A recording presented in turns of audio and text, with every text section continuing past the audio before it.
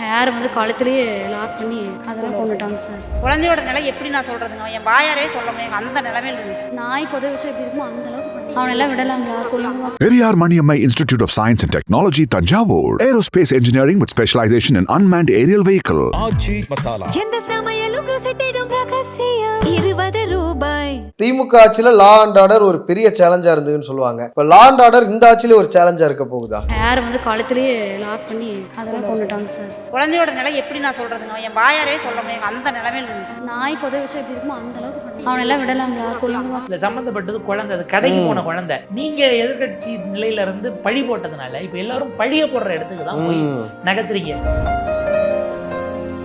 இல்ல கடந்த காலங்கள் நம்ம பாக்குறோம், லோக்கல் மினிஸ்டர்ஸ் போய் பார்ப்பாங்க, குறைந்தபட்சம் முதலமைச்சராக இருந்தவங்க ஃபோன் பண்ணியாவது பேசுவாங்க குடும்பத்தோட. அந்த மாதிரியான விஷயங்கள் எதுவுமே இதுல பார்க்கப்படல. அமைச்சரவை பொறுப்பு கொடுத்திருந்தால் வேலுமணி வேற மாதிரி பேசியிருப்பார். அவர்கள் ஒருவேளை அமைச்சர் பதவி எடுத்துக்கலன்னா அவர் வேற மாதிரி பேசியிருப்பாங்க. ஸோ இவங்களுடைய அரசியல் லாபங்கள், அந்த கணக்குகள், இதை பிரதானப்படுத்தி கொண்டு ஆடுகிற அவங்கவங்க ஒவ்வொரு விதமான வேஷம் கட்டி ஆடிக்கொண்டிருக்கிறார்கள். இதுல பாதிக்கப்படக்கூடியது ஒன்று தொண்டர்கள், அதை விடவும் முக்கியமாக பொதுமக்கள். கடந்த காலங்களில் வந்து திமுக அரசு மீது எல்லா குற்றச்சாட்டையும் விஜய் அவர்கள், இப்போதைய முதலமைச்சர் அப்போதைய தாவேகா தலைவராக இருந்த விஜய் அவர்கள் குற்றம் சுமத்தினார். பெண்களுக்கு பாதுகாப்பு இல்லை, இதுதான் உங்களுடைய சட்ட ஒழுங்கு லட்சணமா, இந்த மாதிரி விஷயங்கள்லாம். இப்போ இவருடைய ஆட்சியில் இந்த மாதிரி ஒரு விஷயங்கள் நடக்குது, பூதாகரமாக வெடிக்குது, அங்கே இருக்கவர்களே வந்து போன எம்எல்ஏவை கேள்வி கேட்குறாங்க, இந்த மாதிரியான விஷயங்கள் இருக்குது. ஒரு பக்கம் எடப்பாடி பழனிசாமி கண்டனம் தெரிவிக்கிறார், டிடிவி தினகரன் கண்டனம் தெரிவிக்கிறார், வேலுமணி அவர்கள் ஆட்சி மாறினாலும் காட்சி மாறவில்லை அப்படிங்கிற ஒரு விஷயத்த சொல்றாரு. இது எப்படி போகும்னு நினைக்கிறீங்க? திமுக ஆட்சியில் லா அண்ட் ஆர்டர் ஒரு பெரிய சேலஞ்சாக இருந்ததுன்னு சொல்லுவாங்க, அதுக்குன்னே ஒரு ஹோம் மினிஸ்ட்ரி நீங்கள் போட்டிருக்கலாம் அப்படிங்கிற மாதிரி எல்லாம் சொன்னாங்க. இந்த ஆட்சியிலே அதை சொன்னாங்க, ஹோம் மினிஸ்ட்ரி நீங்கள் எடுத்துக்க வேணா, தனியாக ஒரு மினிஸ்டர் போடுங்க அப்படின்னு.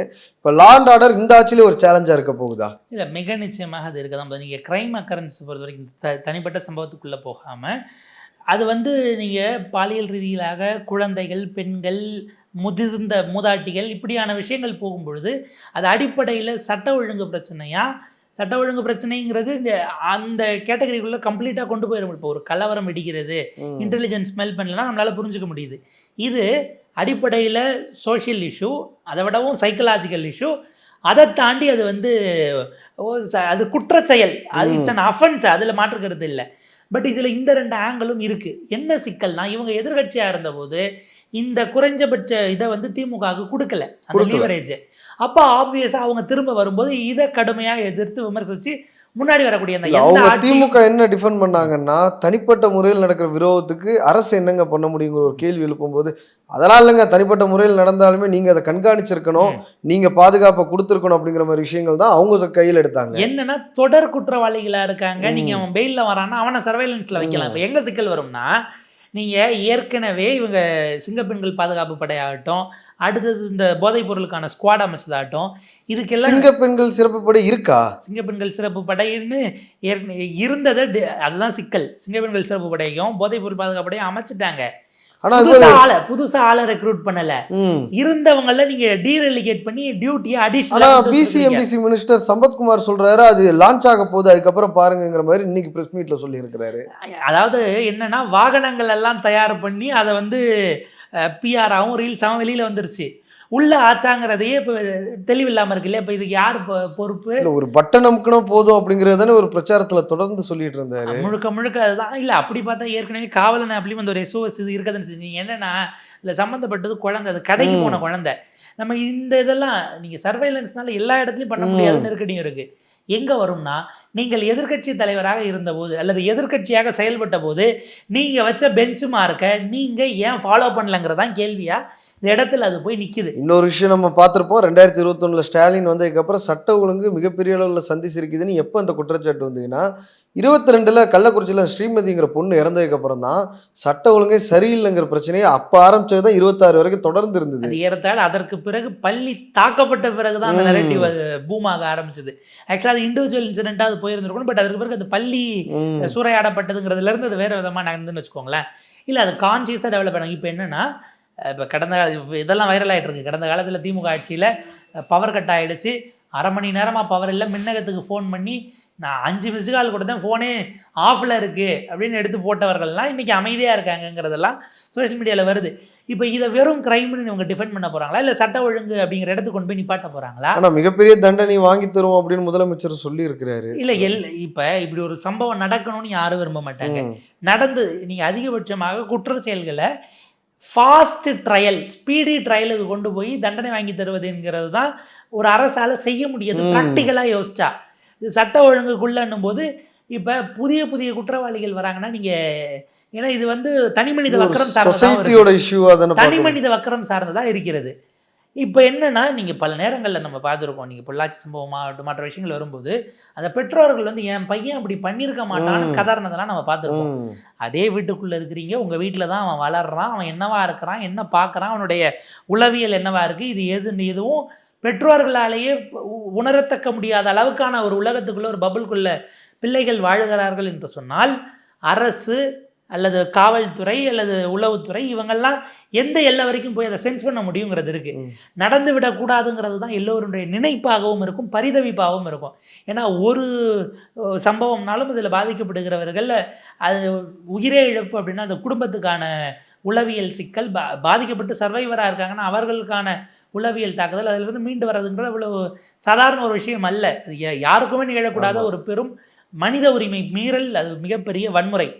ஆனால் இதை வந்து நீங்கள் என்ன பண்ணுறீங்க, நீங்கள் எதிர்கட்சி நிலையிலேருந்து பழி போட்டதுனால இப்போ எல்லாரும் பழியை போடுற இடத்துக்கு தான் போய் நகர்த்துறீங்க.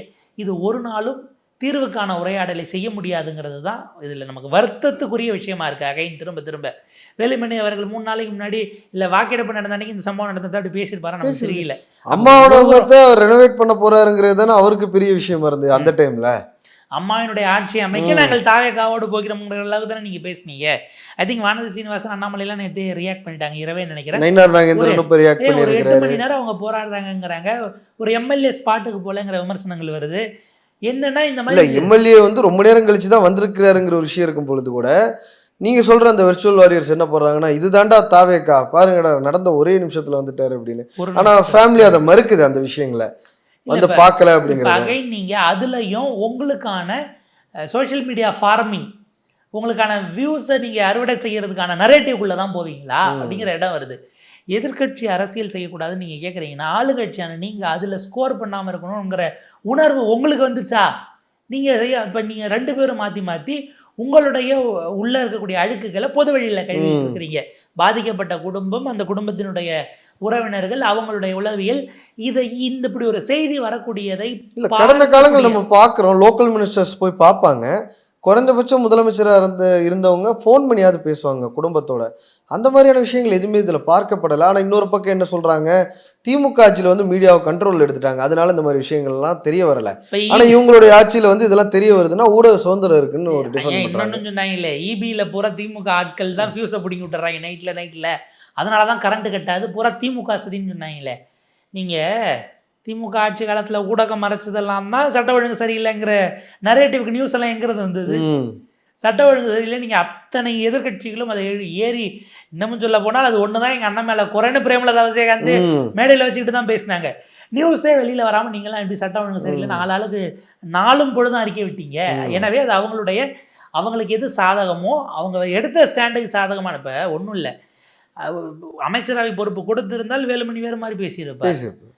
திருமாவர்கள் ஒருவேளை இதில் ஒத்துக்காமல் போயிருந்தா, நான் ஆதரிக்கல, அமைச்சர் பதவி எடுத்துக்கலன்னா தவேக்கவர் வேற மாதிரி பேசியிருப்பாங்க. இங்கேயே தொடர்ந்து இருந்தால் திமுக காரங்க வேற மாதிரி நம்ம கூட இருக்காருன்னா அவர் கொள்கை வீரர்னு பேசியிருப்பாங்க.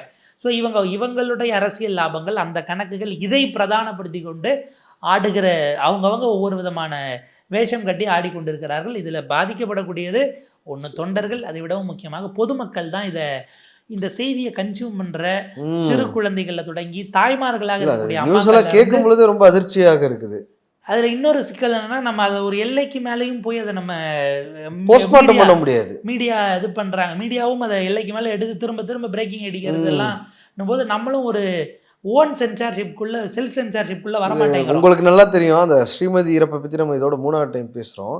அதுலேயே வந்து மாணவிக்கு அந்த இடத்தில் காயம்னு ஒரு பிரைம் டைம் சேனல் வந்து தம்ப்நெயில் வச்சு போட்டிருந்தாங்க.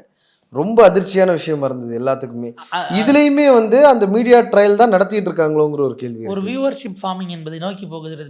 நமக்கு மீடியா ட்ரையலுக்கு the classic example Sushant Singh Rajput. இப்போ அவங்கள வந்து ரியா சக்கரவர்த்தியே கம்ப்ளீட்டா எந்த இதுவும் இல்லைன்னு அக்யூட்டல் பண்ணியிருக்கிறாங்க. எனக்கு தெரிய ஒரே ஒரு பிரைம் டைம் ஆங்கர் மட்டும்தான் மன்னிப்பு கோரி ஒரு ட்வீட் போட்டிருந்தாரு. பிரீத்தி சௌத்ரி போட்டிருந்தாங்க. அதே மாதிரி அப்பவே 2020 காலகட்டத்தில் ராஜ்தீப் சர்தேசாய் இந்தியா டுடேல சொல்லியிருந்தாரு, எது நடந்ததோ அதை பத்தி தான் நம்ம விவாதிக்க போறோம், நம்ம பனானா ரிபப்ளிக் மாதிரி இதுல இந்த நியூஸ் சேனல்ல நடத்த போறது இல்லைங்கிறதையும் சொல்லியிருந்தாங்க. ஸோ அந்த பொறுப்பு தட்டி கழிக்கிறதுங்கிறது தாண்டி இன்னைக்கு அது முழுக்க முழுக்க வணிகமாக மட்டுமே பார்க்கப்படுகிறது. கிரைமுக்கான மார்க்கெட் வேல்யூ ரொம்ப ஜாஸ்திங்கிறதுனால குறிப்பாக இப்படியான தனிமனித ஒழுக்கம் சார்ந்த விஷயங்கள், இந்த சிக்கல்கள் கோளாறு வந்தால் அது இன்னும் அதிகமாக ஓடுங்கிறதுனால ஊடகங்கள் அந்த நிலையை நோக்கி நகர்வது என்பது மிக மோசமான ஒரு கேடாக மாறி இருக்கிறது. நீங்கள் இந்த மாதிரியான உளவியல் ரீதியிலான சிக்கல்களை உருவாக்கக்கூடியது அல்லது தன்னுடைய உயிர் சம்பந்தப்பட்ட விஷயங்கள், அது தனிநபராகவோ இல்லை வெளியிலேருந்து வேற யாருமேவோ அச்சுறுத்தல் விஷயங்கள் எல்லாம் நம்ம கவர் பண்ணுறதே ரொம்ப சென்சிபிளாக பண்ணணும். ஆனால் இன்றைக்கு அதற்கான களமும் இல்லை, சூழலும் இல்லை. மிகப்பெரிய அளவுக்கு இது தொடர்பான வதந்திகள் பரவி கொண்டிருக்கிறது. அதுதான் மிக மிக மிக அபாயகரமானது. அரசு கர்டைல் பண்ணுமானா அவங்க செய்ய மாட்டாங்க. அதுக்கு ஒரு அமைப்பையாச்சும் உருவாக்குவாங்களானாலும் அதுக்கும் பதில் இல்லாமல் இருக்கிறது தான் ஒரு சமூகத்துக்கான ஒரு வேதனைக்குரிய இடமா நம்ம பார்க்க வேண்டியது. எது எப்படியாக இருந்தாலும் அந்த சிறுமிக்கு நியாயம் கிடைக்கணும், நீதி கிடைக்கணும், அதுதான் நம்மளுமே சொல்லிக்கிறோம். இறுதி 2 கேள்விகள். திமுக ஆட்சியில், அதாவது இந்த ஆட்சியில் இல்லை, 2021-26 2006 to 2011 வந்து மிகப்பெரிய பிரச்சனை வந்து கரண்ட் இஷ்யூ. டெய்லி காலையில் 2 மணி நேரம், சாயங்காலம் 2 மணி நேரம். அது செம்மொழி மாநாடப்பெல்லாம் கிட்டத்தட்ட 3-4 மணி நேரம் போணுச்சு. காலையில் 4 மணி நேரம், சாயங்காலம் 4 மணி நேரம், அந்த மாதிரி விஷயங்கள். அது 2011 எதிரொலிச்சுது. இப்போ தாவேக்கா ஆட்சிலையும் வந்து இந்த கரண்ட் இஷ்யூ வந்து பெருசாக பேசப்படுது. நேற்று நைட்டு பார்த்துருப்பீங்க, திருத்தணியில் கரண்ட் இல்லைன்னு முற்றுகையிடுறாங்க. முந்தா நேற்று பார்த்துருப்பீங்க, குளத்தூரில் போய் முற்றுகையிடுறாங்க, பெரம்பூரில் போய் முற்றுகையிடுறாங்க. சிஎம்மோட சொந்த தொகுதியில் கரண்ட் இஷ்யூ வருது. இந்த மாதிரி விஷயங்கள்லாம் சொல்கிறாங்க. ஒரு பக்கம் தாவேக்கா தரப்பில் வந்து இது வதந்தி, அந்த மாதிரி விஷயங்கள்லாம் நடக்கலை அப்படிங்கிறாங்க. இன்னொன்று நீங்கள் சொன்ன மாதிரி தான் திமுக காரங்க தான் இந்த இபியில் இருக்காங்க, அவங்க வேணும்னே சிஎம் பேரை கெடுக்கிறதுக்கு அந்த மாதிரி விஷயங்கள் பண்ணுறாங்கன்னு. என்ன நடக்குது ரியலா? கரண்ட் பிரச்சனை இருக்கா இல்லையா?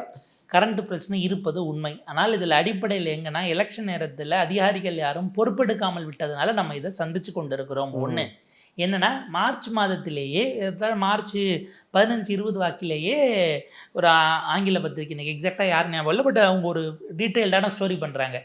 வழக்கமாக கடந்த ஆண்டு மார்ச் மாதம் பயன்படுத்தப்பட்ட அளவை விடவும் ஏறத்தாழ டபுள் மடங்கு இந்த முறை கன்சம்ஷன் இருந்திருக்கு. இது நம்ம உற்பத்தியை விட கம்பேரிட்டிவ்லி கம்மிங்கிறதுனால பெருசாக தெரியல. அடுத்தடுத்த மாதங்கள் மிக மோசமாக இருக்கும். மே மாதம் நம்ம உற்பத்தியை விடவும் அதிகமான தேவை இருக்கும்னு ஒரு விஷயத்தை பதிவு பண்ணாங்க. அப்போவே நம்ம விழிச்சிருந்துருக்கணும். அப்போ அதுக்கு பிறகு நோட்டிஃபிகேஷன் வந்துருச்சு, போச்சு. ஒன்று. இதுக்கு அடுத்து எங்கே சிக்கல் வந்ததுன்னா சிலிண்டர் இஷ்யூ வருது. சிலிண்டர் இஷ்யூக்கு பிறகு கடைகள் எல்லாம் பெரும்பாலும் எலக்ட்ரிக்கலுக்கு மாறுறாங்க. அப்போ அங்கே வந்து தேவை அதிகமாகிறது, இன்னும் கூடுதலாக போகுது யூசேஜ். இதனுடைய அடுத்த மாதம் ஏப்ரலில் இன்னும் ஒரு பீக்குக்கு போய் அதனுடைய நீட்சியாகத்தான் இப்போ ப்ரொடக்ஷனுங்கிறது பத்தாமல் போனதனுடைய விளைவு தான் இந்த பவர் கட் என்பது. இதுக்கான திட்டமிடுதல்கள்னால் நடுவில் அரசாங்கமே இல்லை. காபந்து அரசாங்கம் இப்போ கூப்பிட்டு வச்சு அன்னைக்கு மின்துறை அமைச்சராக ஐ திங்க் பொறுப்பாக இருக்கிறவர் முத்துசாமி கூப்பிட்டு வச்சு மீட்டிங் போட்டால் அதிகார துஷ்பிரயோகம்னு சொல்ல மாட்டாங்களா? அவர் விலகிட்டார்.